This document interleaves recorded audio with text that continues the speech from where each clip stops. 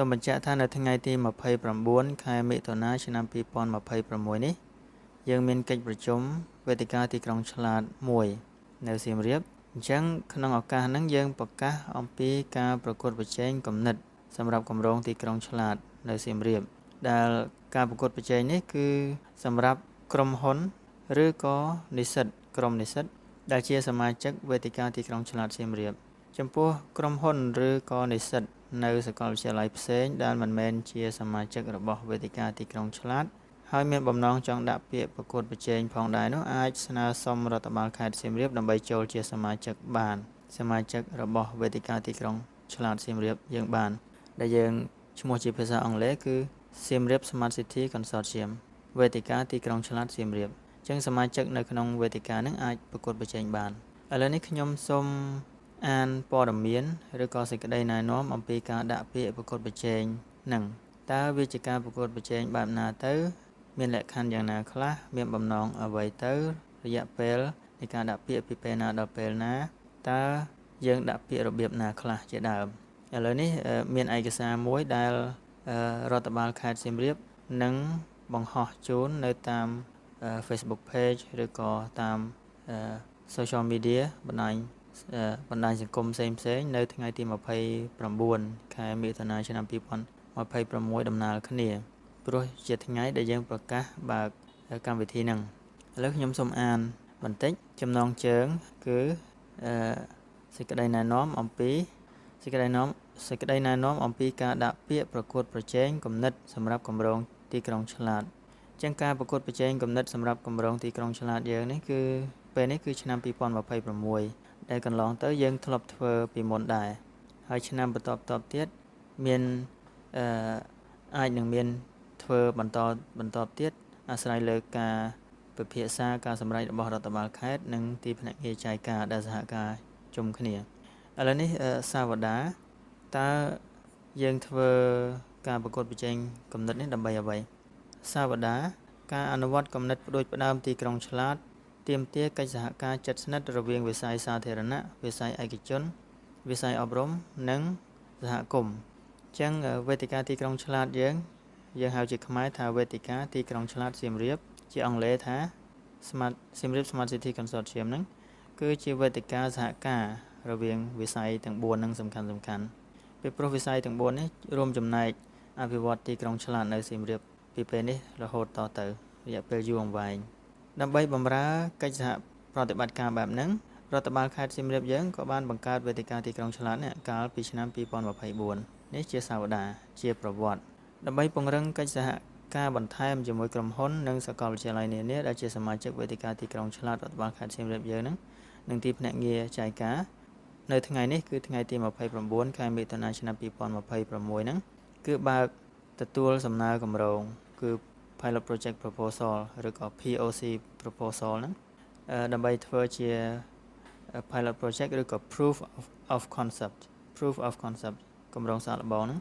គឺចំពោះក្រុមហ៊ុនក៏ចូលរួមបាននិស្សិតនៃសាកលវិទ្យាល័យក៏ចូលរួមបានដែលជាសមាជិករបស់វេទិកាហ្នឹងបេក្ខជនអាចស្នើគម្រោងណាមួយដើម្បីដោះស្រាយបញ្ហាទីក្រុងនៅក្នុងខេត្តសៀមរាប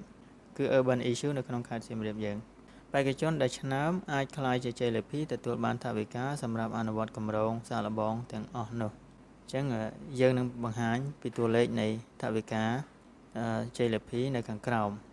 គោលដៅដើម្បីអីគោលបំណងចម្បងនៃ POC ហ្នឹងនៃគម្រោងសាកល្បងហ្នឹងគេហៅថា Proof of Concept ហ្នឹងគឺដើម្បីបង្កើតជាគំរូដំណោះស្រាយបញ្ហាទីក្រុងវាជា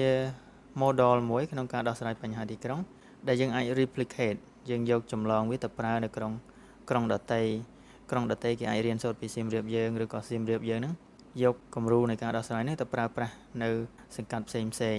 ដែលអាចចម្លងទៅអនុវត្តដោះស្រាយបញ្ហាទីក្រុងសំខាន់ដែលមានការប្រើប្រាស់បច្ចេកវិទ្យាព័ត៌មានក្នុងដំណោះស្រាយនោះផងចំណុចនេះសំខាន់សម្រាប់បេក្ខជនគឺយើងមានបំណងចង់ប្រើបច្ចេកវិទ្យានៅក្នុងដំណោះស្រាយនៅក្នុង solution ហ្នឹងអញ្ចឹង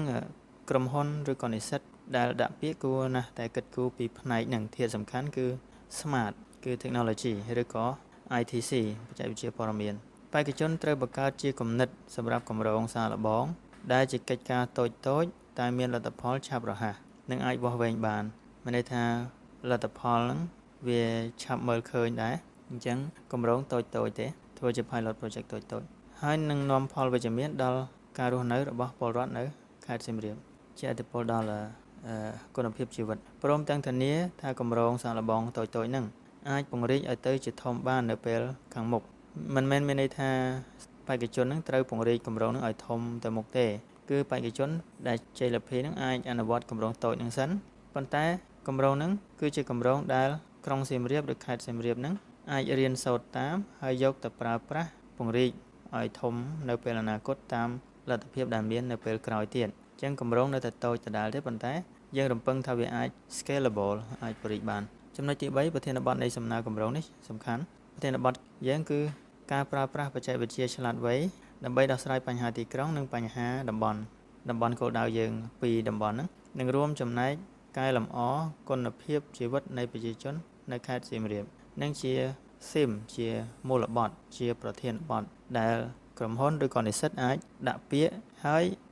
ពាក្យប្រកួតហ្នឹងគឺនៅក្នុងរង្វង់ហ្នឹងប្រធានបទហ្នឹងលក្ខខណ្ឌបេក្ខជនត្រូវតែជាក្រុមហ៊ុនឬនិស្សិតនៃសាកលវិទ្យាល័យដែលជាសមាជិកវេទិកាទីក្រុងឆ្លាតសៀមរាបដោយលើកឡើងមុននេះចំពោះក្រុមហ៊ុនឬសាកលវិទ្យាល័យណាមួយដែលមានបំណងចូលរួមការប្រកួតប្រជែងនេះហើយមិនមែនជាសមាជិកវេទិកាហ្នឹងគឺអាចសុំចូលជាសមាជិកសិនទៅអាចប្រកួតប្រជែងបានព្រោះរដ្ឋបាលខេត្តសៀមរាបពេលនេះយើងបើកឲ្យដាក់ពាក្យចូលជាសមាជិកដែរយើងអាចតាក់ទងបានចំពោះឯកសារទាំងអស់យើងធ្វើជាភាសាអង់គ្លេសបទបង្ហាញសំណួរចម្លើយ proposal គឺធ្វើជាអង់គ្លេសទាំងអស់ប៉ុន្តែយើងមានភាសាខ្មែរតែសេចក្តីណែនាំនេះទេដែលយើងកំពុងឃើញនេះក្រៅពីនោះជាអង់គ្លេសទាំងអស់ទីតាំងអនុវត្តគម្រោងដែលមានអាទិភាពខ្ពស់ទីតាំងដែលក្រុមហ៊ុនឬក៏និស្សិតចង់ដាក់ពាក្យប្រកួតប្រជែងហ្នឹងត្រូវជ្រើសរើសទីតាំងទាំងពីរនេះជាអាទិភាពបើសិនបើរើសទីតាំងទាំងពីរនេះគឺមានអាទិភាពនៃការបានបន្ទុកខ្ពស់ឬក៏ងាយនឹងជាប់សំណើគម្រោងសាកល្បងទាំងឡាយណាដែលអនុវត្តនៅក្នុងតំបន់ Pub Street និងមាត់ស្ទឹងសៀមរាបនឹងទទួលបានបន្ទុកខ្ពស់យើងដូចឃើញគំនូសនេះនៅ Pub Street ហើយនិង Riverside Area ដងស្ទឹងវែងប៉ុន្តែយើងគូសសម្គាល់នេះគឺតំបន់ប៉ុណ្ណឹងពីស្ពានព្រះរាជដំណាក់ទៅខាងត្បូងប៉ុន្តែសំណើគម្រោងដទៃទៀតដែលក្រុមហ៊ុនឯកជនឬក៏និស្សិតដែលជាបេក្ខជនចង់អនុវត្តនៅទីផ្សេងនៅក្នុងក្រុងសៀមរាបនេះនិងខេត្តសៀមរាបនេះក៏អាចប្រកួតបានដែរបើសិនជាគម្រោងនឹងល្អក៏នៅតែមានឱកាសជាប់ដែរ7បញ្ហាក្នុងតំបន់ដែលមានអាទិភាពខ្ពស់អញ្ចឹងរដ្ឋបាលខេត្តសៀមរាបហើយនិងចៅការបានពិភាក្សាគ្នាកំណត់យកបញ្ហាប្រឈម2ចំណុចជាអាទិភាពក្នុងការប្រកួតប្រជែងគំនិតPOC លើកនេះទី1គឺបញ្ហាសុវត្ថិភាពចរាចរណ៍ទី2គឺភាពស្អាតនិងអនាម័យឬក៏អនាម័យបរិស្ថានអញ្ចឹងដោយសង្ខេបសុវត្ថិភាពចរាចរណ៍យ៉ាងម៉េចដែរខេត្តសៀមរាបជាគោលដៅទេសចរណ៍ដ៏ពេញនិយមបំផុតមួយក្រៅពីប្រាសាទបុរាណគឺយើងសង្កេតឃើញថាក្រុងសៀមរាបក៏ជាគោលដៅដើរកម្សាន្តតាក់ទាញមួយដែរនៅពេលល្ងាចនិងពេលយប់សម្រាប់ភ្ញៀវទាំងជាតិនិងអន្តរជាតិប៉ុន្តែបច្ចុប្បន្ននេះក្រុងសៀមរាបប្រឈមនឹងបញ្ហាសុវត្ថិភាពចរាចរណ៍ផងដែរដែលនៅឆ្នាំ2025ខេត្តសៀមរាបយើងស្ថិតនៅលំដាប់ទី2ក្នុងចំណោមខេត្តដែលរងគ្រោះថ្នាក់ចរាចរណ៍ច្រើនម្យ៉ាងទៀតយោងតាមផែនទីបង្ហាញផ្លូវទីក្រុងឆ្លាតសៀមរាបដែលផែនទីពី2022ដល់35ហ្នឹងបញ្ជាក់ថាខេត្តសៀមរាបត្រូវប្រើប្រាស់បច្ចេកវិទ្យាឆ្លាតដើម្បីដោះស្រាយបញ្ហាចរាចរណ៍ក្នុងទីក្រុងផងដែរអញ្ចឹង Smart Mobility ហ្នឹងចំពោះផាសុកភាពនិងភាពងាយស្រួលនៃអ្នកថ្មើរជើងក៏មានការលំបាកដោយសារតែមានការចតយានជំនិះនៅតាមដងផ្លូវឬចតនៅតាមចិញ្ចើមផ្លូវរដ្ឋបាលខេត្តសៀមរាបនិងទីភ្នាក់ងារចៅការបានវិភាគយល់ព្រមគ្នាសហការប្រើប្រាស់បច្ចេកវិទ្យាដើម្បីដោះស្រាយបញ្ហាគ្រោះថ្នាក់ចរាចរណ៍នេះដែរនៅដំណាក់កាលនេះគឺដំណាក់កាលនៃការប្រកួតប្រជែងគំនិតនេះគោលបំណងគឺផ្ដោតលើសុវត្ថិភាពចរាចរណ៍នៅតាមបណ្ដោយដងស្ទឹងសៀមរាបសិននិងតំបន់ Pub Street ព្រមទាំងតាម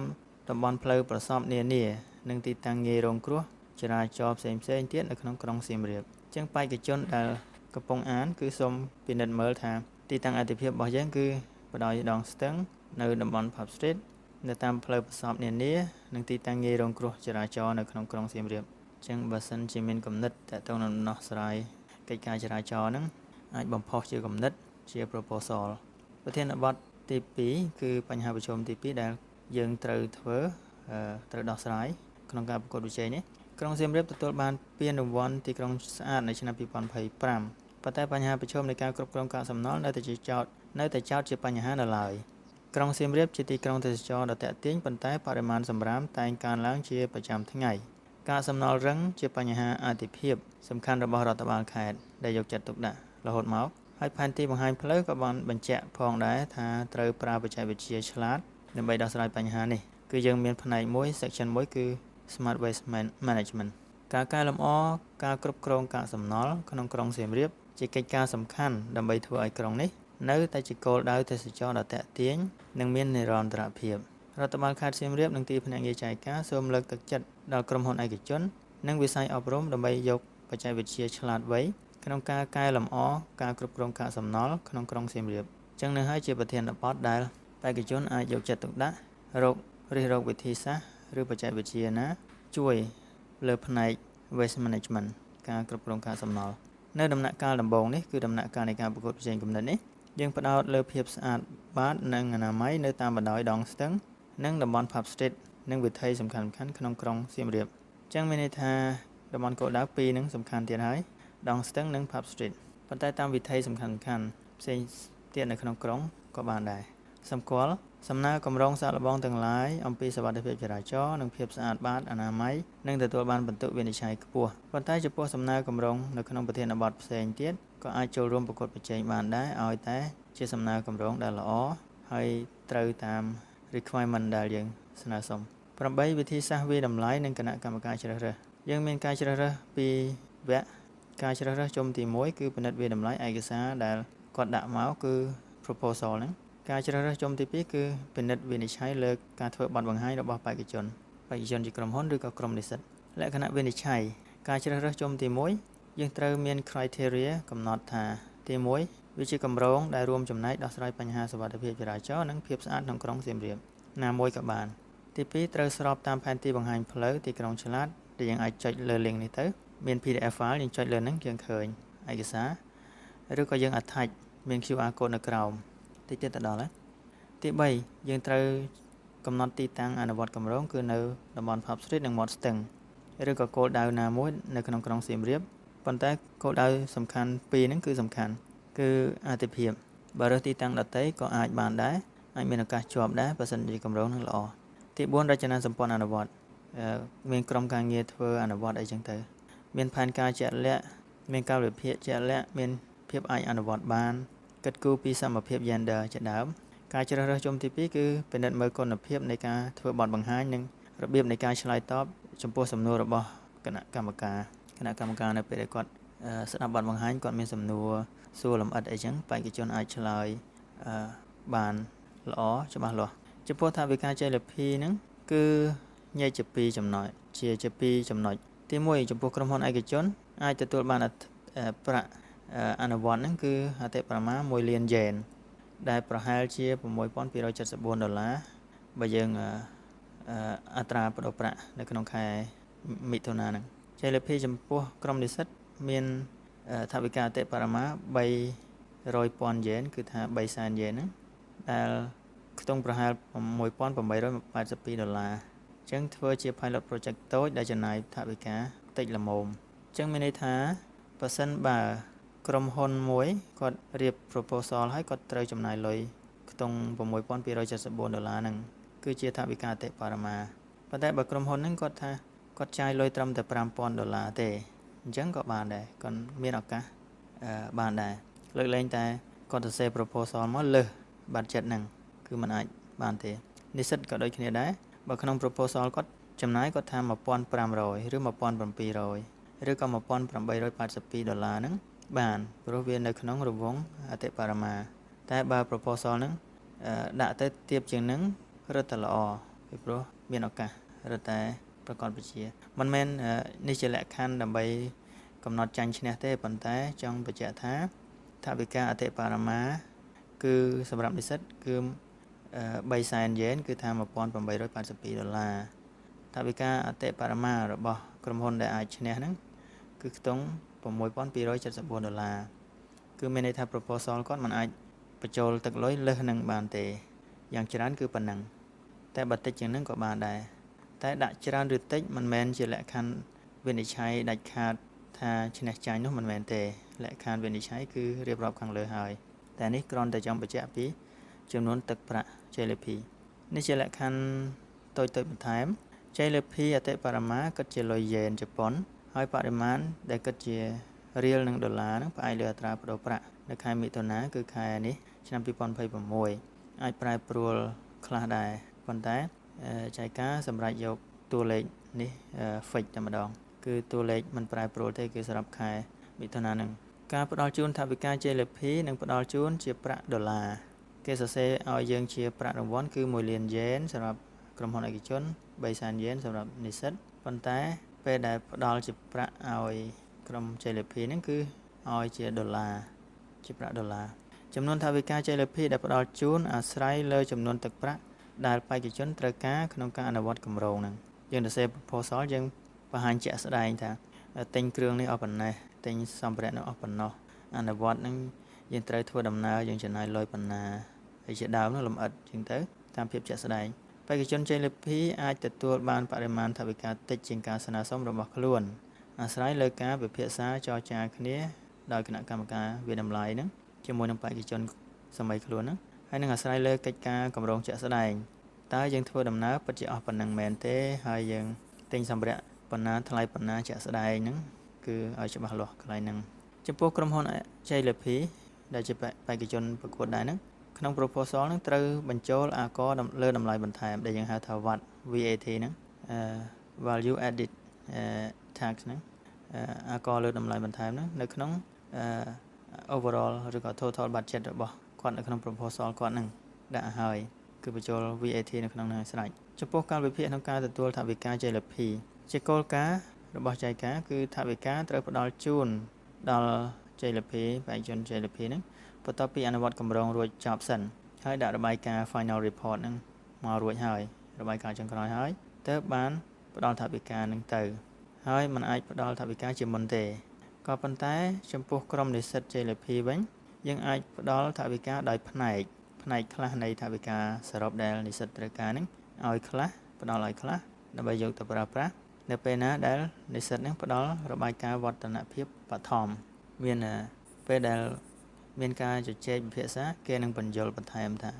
របាយការណ៍បឋមហ្នឹងយ៉ាងម៉េច12ឯកសារដាក់ពាក្យប្រឡងប្រកួតប្រជែងហ្នឹងអញ្ចឹងproposal របស់យើងហើយក្នុង proposal ហ្នឹងយើងមាន form ដែលត្រូវបំពេញបន្តិចទៅដល់ក្រោម scan QR code ទៅឃើញ form ហ្នឹងយកទៅបំពេញបានអញ្ចឹងទាំងក្រុមហ៊ុនឯកជនទាំងនិស្សិតគឺបំពេញការជ្រើសរើសជុំទី2គឺពិនិត្យលើឯកសារ slide PowerPoint ដែលបង្ហាញពីគម្រោងរបស់ខ្លួនហ្នឹងហើយចំពោះជុំទី1គឺមិនបាច់តន់ផ្ដល់ slide ហ្នឹងទេតលទៅដល់ជុំទី2ទៅផ្ដល់ដំណាក់កាលអនុវត្តរបាយការណ៍បឋមគឺជា PowerPoint ហ្នឹងហើយក្រុមហ៊ុន JLP ឬក៏និស្សិតដែលជាប់ JLP ហ្នឹងគឺត្រូវមកចូលរួមនៅក្នុងកិច្ចប្រជុំវេទិកាទីក្រុងឆ្លាតនៅខែតុលាឆ្នាំ2026ផងដែរហើយក៏ធ្វើបទបង្ហាញពីកិច្ចការដែលខ្លួនធ្វើហ្នឹងថាធ្វើដើម្បីអីមានប្រយោជន៍អីខ្លះដល់សង្គមហើយធ្វើបានកម្រិតណាអីជាដើមអញ្ចឹងទៅរបាយការណ៍វឌ្ឍនភាពបឋមគឺត្រូវធ្វើជាឯកសារ Word ហើយមាន format បែបណាមួយដែលនិស្សិតឬក៏ក្រុមហ៊ុនឯកជនដែលពេញចិត្តដោយខ្លួនឯងហ្នឹងមិនតម្រូវទេ final report របាយការណ៍ចុងក្រោយក៏ដោយគឺធ្វើជា Word ហើយនឹងជា slide ផងហើយតម្រង់បែបណាមួយដែលខ្លួនពេញចិត្តហ្នឹងមិនតម្រូវឲ្យដាក់ format ណាមួយទេហើយរបាយការណ៍ចុងក្រោយនេះផងដែរគឺស្នើសុំឲ្យ JLP នឹងត្រូវធ្វើបទបង្ហាញនៅក្នុងកិច្ចប្រជុំវេទិកាទីក្រុងឆ្លាតនៅខែកុម្ភៈឬខែមីនាកុម្ភៈឬមីនាមានន័យថាយើងអត់ទាន់រើសកំណត់ថ្ងៃប្រជុំនៅឡើយទេអញ្ចឹងអាចនៅខែកុម្ភៈឬខែមីនា2027ហ្នឹងកាលវិភាគខ្ញុំមិនគួរនឹងអានលម្អិតពេកទេអញ្ចឹងដំណាក់កាលប្រកាសផ្ដើមគឺនៅថ្ងៃទី29ខែមិថុនាហ្នឹងគឺប្រកាសកម្មវិធីគឺថ្ងៃទី29រួចហើយពេលដែលប្រកាសនោះបេក្ខជនអានអត្ថបទទៅលក្ខខណ្ឌទៅមិនសូវយល់អីជាដើមនៅចន្លោះពីថ្ងៃទី29ដល់ថ្ងៃទី8កក្កដាហ្នឹងអាចសួរសំណួរដោយសេរីផ្ញើមកតាមអ៊ីមែលនេះយើងមាននៅខាងក្រោមគេនេះផ្ញើតាមអ៊ីមែលហ្នឹងសំណួរ ហើយ submit proposal ក៏ submit តាម email នឹងដែរហើយថ្ងៃដែលយើងផ្ដល់ចម្លើយត្រឡប់តបទៅវិញហ្នឹងគឺនៅថ្ងៃទី15កក្កដាហើយដំណាក់កាលនៃការជ្រើសរើសយើងបិទទទួលពាក្យហ្នឹងត្រឹមថ្ងៃទី31សីហាគឺជាថ្ងៃចុងក្រោយមានន័យថាពីថ្ងៃទី29មិថុនាដល់ថ្ងៃទី31សីហាអញ្ចឹងគិតទៅ2ខែដែរ2ខែហើយការជ្រើសរើសជុំទី1ហ្នឹងឯកសារមកដល់ដៃគណៈកម្មការហ្នឹងនៅថ្ងៃទី1កញ្ញាគឺគណៈកម្មការចាប់ផ្ដើមពិនិត្យដល់ថ្ងៃទី14ពិនិត្យវាតម្លៃគឺរដ្ឋបាលខេត្តសៀមរាបនឹងចែកការនាំគ្នាពិនិត្យវិនិច្ឆ័យហើយផ្ដល់ដំណឹងពីលទ្ធផលជុំទី1ទៅវិញដល់បេក្ខជនតាមអ៊ីមែលហ្នឹងគឺថ្ងៃទី18កញ្ញារួចការជ្រើសរើសជុំទី2គឺបេក្ខជនដែលជាប់បណ្ដោះអាសន្ននឹងត្រូវធ្វើបទបង្ហាញពិនិត្យបច្ច័យវិតម្លៃលើការធ្វើបទបង្ហាញការឆ្លើយសំណួរជាដើមហ្នឹងគឺណាត់គ្នាអាចថាពីថ្ងៃណាមួយនៅថ្ងៃទី19ដល់ថ្ងៃទី30កញ្ញាហ្នឹងថ្ងៃណាមួយក្នុងចំណោមហ្នឹងបេក្ខជនដែលជាប់ហ្នឹងគឺត្រូវធ្វើបទបង្ហាញឲ្យគណៈកម្មការបានដឹងបានលម្អិតសួរលម្អិតហើយលទ្ធផលនៃជុំទី2គឺនៅថ្ងៃទី5តុលាហើយការផ្ដល់រង្វាន់ដល់ជ័យលាភីមានបានសរសើរផងសម្រាប់និស្សិតហ្នឹងមានបានបញ្ជាក់ពីជោគជ័យហ្នឹងផងនៅចុងខែតុលាគឺនៅក្នុងកិច្ចប្រជុំ General Meeting របស់ Consortium យើងហ្នឹងហើយដំណាក់កាលនៃការចុះកិច្ចសន្យានេះគឺជាការចុះកិច្ចសន្យាដើម្បីអនុវត្តគម្រោងហ្នឹងយើងបើសិនជាក្រុមនិស្សិតអញ្ចឹងតំណាងក្រុមម្នាក់គាត់ចុះហត្ថលេខាទទួលកិច្ចការនឹងមានលក្ខខណ្ឌអីខ្លះអញ្ចឹងទៅគឺនៅចន្លោះពីថ្ងៃទី5ដល់ថ្ងៃទី23ខែតុលានៅថ្ងៃណាមួយនៃនៅចន្លោះហ្នឹងដំណាក់កាលអនុវត្តគម្រោងសាកល្បងហ្នឹងគឺជាកិច្ចការជាក់ស្ដែងដែលក្រុមហ៊ុនឬក៏និស្សិតហ្នឹងចុះធ្វើកិច្ចការជាក់ស្ដែងអញ្ចឹងរយៈពេលនៃការធ្វើកិច្ចការជាក់ស្ដែងគឺពីខែវិច្ឆិកាដល់ខែមករាខែវិច្ឆិកា2026ដល់ខែមករាឆ្នាំ2027រួចធ្វើកិច្ចការនោះចប់មានរបាយការណ៍បឋម submit មកនៅខែធ្នូឆ្នាំ2026របាយការណ៍បឋមមានន័យថាម៉េចមានន័យថាយើងធ្វើកិច្ចការនោះមិនទាន់ចប់អស់ទេប៉ុន្តែមានរបាយការណ៍វឌ្ឍនភាពខ្លះហើយធ្វើបានខ្លះហើយធ្វើបាន1ខែហើយអញ្ចឹងទៅបានសម្រេចអីខ្លះដល់សល់ប៉ុន្មានភាគរយអញ្ចឹងទៅរបាយការណ៍ចុងក្រោយ Final Report មានន័យថាធ្វើកិច្ចការនឹងរួចហើយចេញជារបាយការណ៍សម្រេចអស់ថាធ្វើកិច្ចការនឹងបានលទ្ធផលយ៉ាងម៉េចរួចហើយផ្ដល់ជូនថវិកាជ័យលាភីហ្នឹងនៅខែកុម្ភៈឆ្នាំ2027មានន័យថាក្រុមហ៊ុនឯកជនគឺបានទទួលថវិកាទាំងស្រុងចំពោះនិស្សិតវិញដោយសារយើងអាចនឹងផ្ដល់ថវិកាមួយផ្នែកឲ្យគាត់សិនហើយដល់ខែកុម្ភៈទៅផ្ដល់ទាំងស្រុងទៅប្រហើយអញ្ចឹងបាទប្រើភាសាសាមញ្ញក្នុងការ record វីដេអូនេះសម្គាល់ប្រសិនបើមានកម្រងសំណើកម្រងណាល្អលើសពី2ឬលើសពី2ដែលល្អប្រសើរហ្នឹងអាចមានជ័យលាភីច្រើនក្រុមប៉ុន្តែប្រសិនបើការដាក់ពាក្យមកហ្នឹងឃើញថាគុណភាពនៃកម្រងសាកល្បងទាំងអស់ហ្នឹងមិនត្រូវប្រធានបទឬក៏មិនសូវល្អតាមលក្ខខណ្ឌអីជាដើមហ្នឹងអាចនឹងឆ្នាំនេះมันមានអ្នកឈ្នះតែម្ដងมันមានជ័យលាភីតែម្ដងអញ្ចឹងมันទៀងទាត់ដែរប្រសិនបើមានចំណុចណាមួយដែលភាគីទាំងពីរមិនយល់ស្របគ្នាភាគីទាំងពីរមានន័យថាម៉េចមានន័យថាបេក្ខជនដែលជ័យលាភីហើយនោះគាត់ដាក់ proposal ជាប់ហើយហ្នឹងមិនទាន់ឈ្នះទេប៉ុន្តែជាប់ហើយហ្នឹងចរចាកិច្ចសន្យាជាមួយគ្នាទៅស្រាប់តែមិនត្រូវគ្នាជាមួយគណៈកម្មការវិតម្លៃក៏យើងអាចនឹងបោះបង់ចោលមិនមានកិច្ចសន្យាធ្វើកិច្ចការនឹងទេលេខ15អំឡុងពេលដែលបេក្ខជនអាចសួរសំណួរបានគឺយើងបើកទទួលសំណួរពីថ្ងៃទី29ដែលជាថ្ងៃប្រកាសហ្នឹងដល់ថ្ងៃទី8កក្កដាគឺសួរសំណួរអីក៏បានសិនសំណួរហ្នឹងផ្ញើសំណួរហ្នឹងនៅតាមអ៊ីមែលដែលយើងផ្ដល់ជូននឹងក្រោមហ្នឹងហើយចម្លើយតបទៅវិញតាមអ៊ីមែលយើងផ្ញើត្រឡប់ទៅវិញជាលេខអក្សរនៅថ្ងៃទី15ខែកក្កដាហើយបើសិនបើយើងមានចម្ងល់អីសួរក្រោយពីនឹងទៀតគឺសូមមិនទទួលមិនឆ្លើយទេអ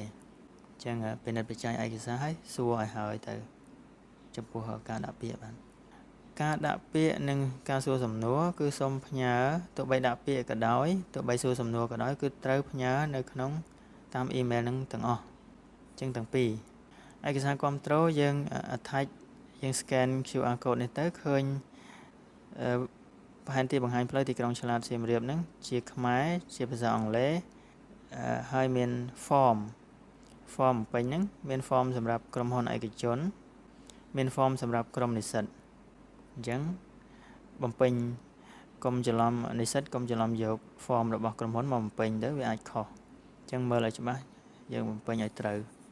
ហើយការដាក់ពាក្យនេះជាការរំលឹកទេកាលបរិច្ឆេទចុងក្រោយដែលទទួលពាក្យគឺត្រឹមថ្ងៃទី31ខែសីហាឆ្នាំ2026ឯកសារចាំបាច់ដែលត្រូវដាក់គឺ proposal សំណើគម្រោងហ្នឹងយើងមាន format ឲ្យបំពេញហ្នឹងឯងបើនិស្សិតមានគំរូរបស់និស្សិតបើក្រុមហ៊ុនមានគំរូរបស់ក្រុមហ៊ុនហើយ submit មកយើង submit មកក្នុងតាម email នេះដែលចែកការនឹងរដ្ឋបាលខេត្តសៀមរាបបានឃើញបានទទួលឯកសារដែលយើងដាក់មកហ្នឹងអញ្ចឹងបើសិនបើមានចម្ងល់អីសូមអញ្ជើញសួរតាមemail ហ្នឹងហើយពេលដែល scan QR code ហ្នឹងទៅយើងនឹងឃើញទម្រង់ខ្លះហើយអាចមានចម្ងល់ខ្លះផងសេចក្តីណែនាំនេះមានជាភាសាខ្មែរនិងភាសាអង់គ្លេសប៉ុន្តែសូមបញ្ជាក់ម្ដងទៀតថាគ្រប់ឯកសារឆ្លងឆ្លើយគ្នាតាក់ទងគ្នាគឺប្រើជាអង់គ្លេសទាំងអស់នេះគ្រាន់តែជាវីដេអូបង្ហាញអានជាខ្មែរហ្នឹងតាមពិតខ្លឹមសារជាអង់គ្លេសដូចតែគ្នាទេគ្រាន់នេះបកប្រែជាខ្មែរតែមួយហ្នឹងទេឯកសារដទៃមិនបានបកប្រែចែកផ្សាយទេអញ្ចឹងគឺយើងអានយើងប្រើប្រាស់ជាអង់គ្លេសទាំងអស់អញ្ចឹងបើមានសំណួរឬក៏មតិយោបល់សូមអញ្ជើញតាក់ទងនៅតាមអ៊ីមែលហ្នឹងសូមអរគុណដោយសារតែវីដេអូមុនហ្នឹង record មុនជិត1ខែនៃការប្រកាសការប្រកួតហ្នឹងអញ្ចឹងហើយមានការកែតម្រូវបន្តិចគឺថវិកាជ័យលាភីសម្រាប់ក្រុមនិស្សិតគឺ4សែនយ៉េនដែលតាមអត្រាប្តូរប្រាក់ខែមិថុនាគឺ$2,509អាមេរិកអញ្ចឹងសូមកែតម្រូវចំណុចហ្នឹងមួយសូមបញ្ជាក់ចំពោះនិស្សិតផងដែរថាកាលពីការប្រកួតលើកមុនមានក្រុមនិស្សិតចំនួន2ក្រុមបានឈ្នះហ្នឹងគឺយើងបានផ្ដល់ជាវិញ្ញាបនបត្រ certificate ជូនសម្រាប់បញ្ជាក់អញ្ចឹងនិស្សិតអាចយកប្រើប្រាស់បានដែលរដ្ឋបាលខេត្តចេញជូនហ្នឹងអាចប្រើប្រាស់សម្រាប់ការសិក្សាដាក់អាហារូបករណ៍ឬក៏អ្វីដែលអាចប្រើបានអញ្ចឹងធម្មតា